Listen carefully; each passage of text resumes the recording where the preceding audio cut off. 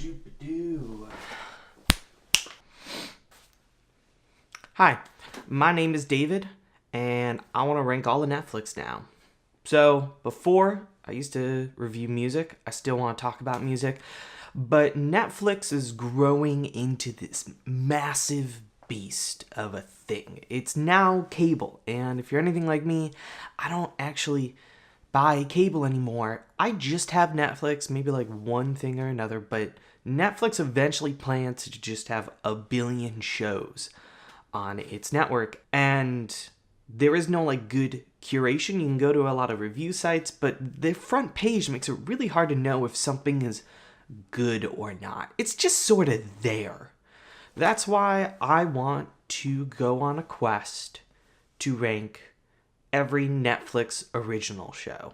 So this is just originals, not other shows, because I mean, we all watch The Office a billion times. So I don't need to tell you The Office is good.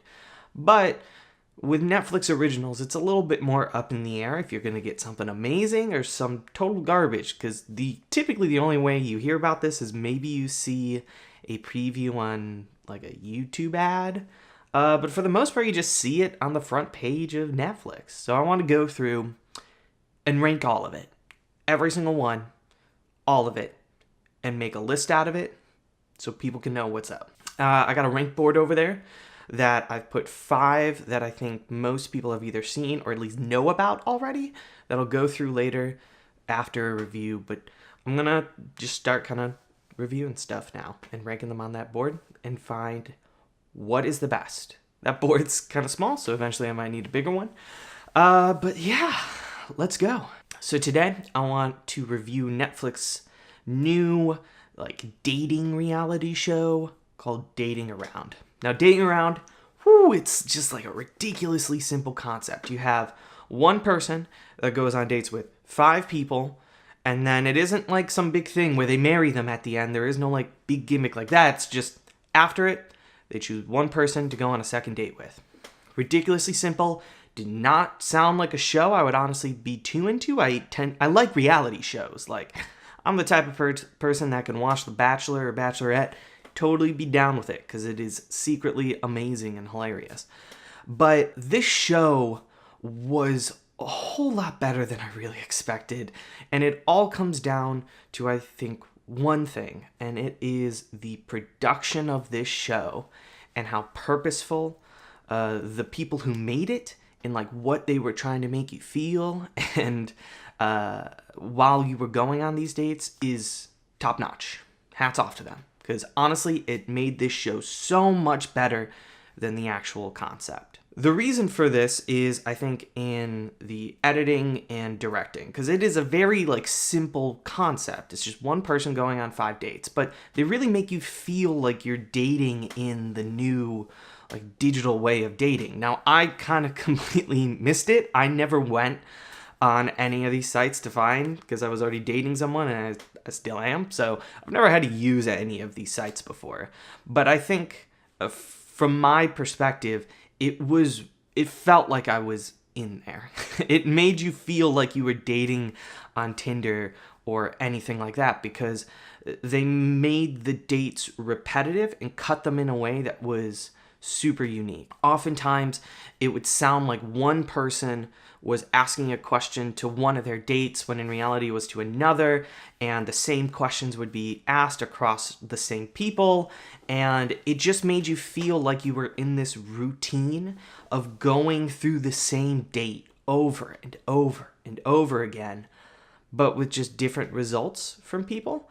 And I think it captured that repetitiveness really well, and how honestly frustrating it was. Some of these dates are hilariously bad, like so bad. And honestly, that's one of the hooks of the show, is the bad dates and sort of the awkward characters that come with it. But so the editing in the show is top notch, along with just the direction and production. Like, that's what made this show so great and why I recommend it.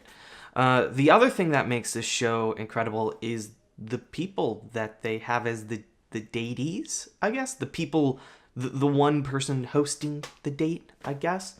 I'm bad at this.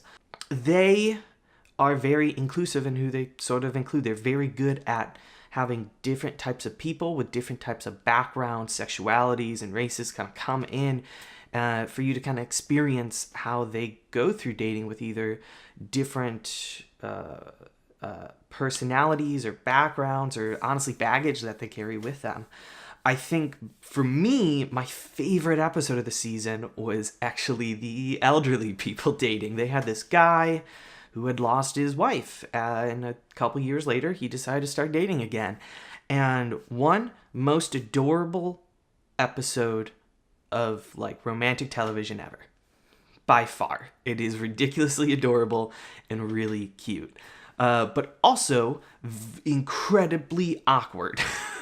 Because they experience the same sort of things they showed like these younger gorgeous people going through, but they were just old, and it made it unique. Like well, it's not unique. I'm kind of stumbling here, but their experiences were the same as everybody else's despite their 60, 70 years of age. And it was a great episode. I loved it. But that's saying on like the awkwardness and the cringiness, if you are someone who experiences secondhand embarrassment a lot and really can't stand it, this show is not for you. If you cannot watch it like it's a horror movie when you're experiencing it, sometimes I get that. I think this show still stroke a good balance for me that I didn't want to stop watching when it happened. It was still pretty comedic, but if you're very sensitive to that, do not watch this because you're gonna have a hard time because there is some very cringy moments. But yeah, they were very good at putting you in the awkwardness of the date. And one thing that I notice is they have it completely void of music a lot of times on these dates, and it really just, man, it makes that awkwardness and cringiness even more awkward. It got very uncomfortable. But yeah, I am pleasantly surprised by this show. There's only 6 episodes, so kind of keep that in mind. But it is a show that if they made more, I would actually really want to watch.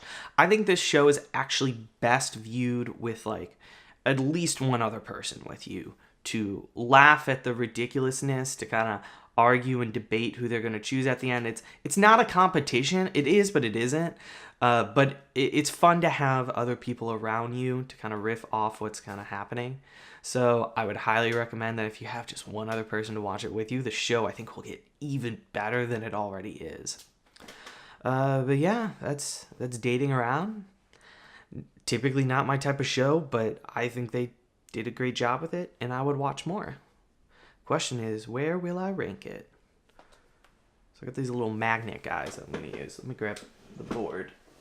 So this is the board. And so I have 5 shows here that I think kind of represent, a good scale for us to start with. Stranger Things is a show that almost no one can find fault in and almost everybody loves. Black Mirror is just like the classic Netflix show, I think, where they have a lot of good things, and I would say it's mostly good, but they do have a few stinker episodes. Orange is the New Black is like the definition of a pretty alright Netflix show. It wasn't exactly my favorite type of show, but it was pretty alright, pretty good. One of the first original shows they had. 13 Reasons Why, I think, has a lot of problems that I had with the plot. But it has decent production and some things save it, so it's not completely last. And then House of Cards, because the first few seasons were great, but it completely tanked at the end, and Kevin Spacey is not going to age well, so it's going to stay here at the bottom. So that's sort of my list to start with. This is going to grow exponentially. For Dating Around, I would say, you could tell I didn't really plan this beforehand. Just kind of going in blind. I'm going to say that's definitely better than 13 Reasons Why. I'm going to say it's not as good as Orange is the New Black, but Orange is the New Black has had a lot of experience. I think this gradient is going to get a lot better here, but I think that's where it stands. Let me know if you agree, if you think it's better than that. Let me know if this is something like you'd want to watch regularly, I think I'm just going to start doing them anyway because I watch a lot of Netflix, so I might as well talk about it. Same sort of thing that I had with music. But let me know what you think of the show, if you liked it, if you think I should have ranked it higher. But yeah, that's it.